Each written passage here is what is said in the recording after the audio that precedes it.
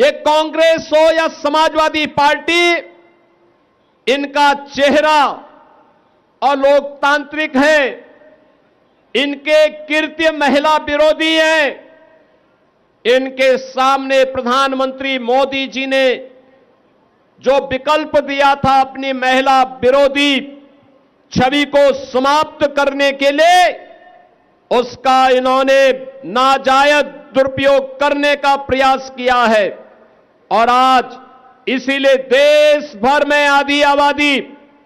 कांग्रेस और उनके सहयोगी दलों के महिला विरोधी आचरण के खिलाफ सड़कों पर आंदोलन कर रहा है।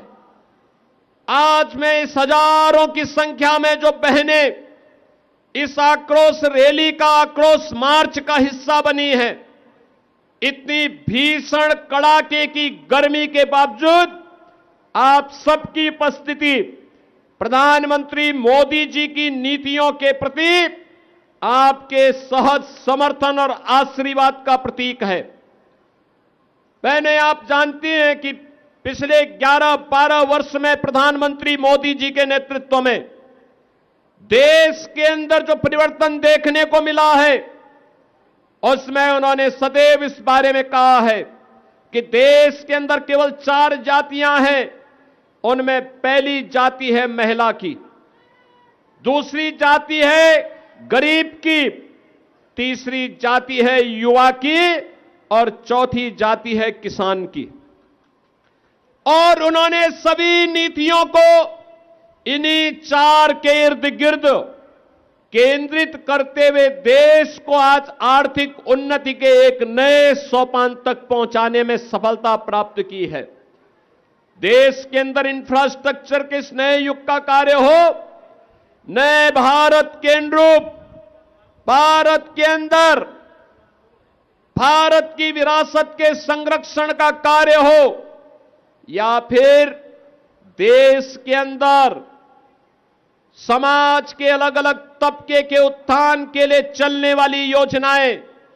इन सब का केंद्र बिंदु या तो आधी आबादी नारी शक्ति है, जिसके सम्मान, जिसकी सुरक्षा और जिसके स्वावलंबन के लिए अनेक कार्यक्रम चले हैं। आप याद करिए, बेटी बचाओ बेटी पढ़ाओ का कार्यक्रम हो, चाहे वह मातृ वंदना योजना हो, चाहे देश के अंदर चलने वाली उज्ज्वला की स्कीम हो, स्वच्छ भारत मिशन में हर घर तक शौचालय के निर्माण का कार्यक्रम हो, चाहे वह हर घर को, हर परिवार को छत उपलब्ध करवाने के लिए, हर गरीब परिवार को छत उपलब्ध कराने के लिए पीएम आवास की योजना हो, चाहे ग्रामीण अभिलेख के रूप में घरौनी वितरण का कार्यक्रम हो, चाहे वह पीएम स्वनिधि में ड्रोन प्रदेश के अंदर स्ट्रीट वेंडर के स्वावलंबन का कार्यक्रम हो, या फिर वह प्रदेश के अंदर, देश के अंदर चलने वाली तमाम योजनाएं जो किसी परिवार को केंद्रित करते हुए उनके स्वावलंबन का आधार बन रही है, ये सभी योजनाएं प्रधानमंत्री मोदी जी ने आधी आबादी को, गरीब को, नौजवान को और अन्नदाता किसानों को केंद्र में रख करके बनाई है।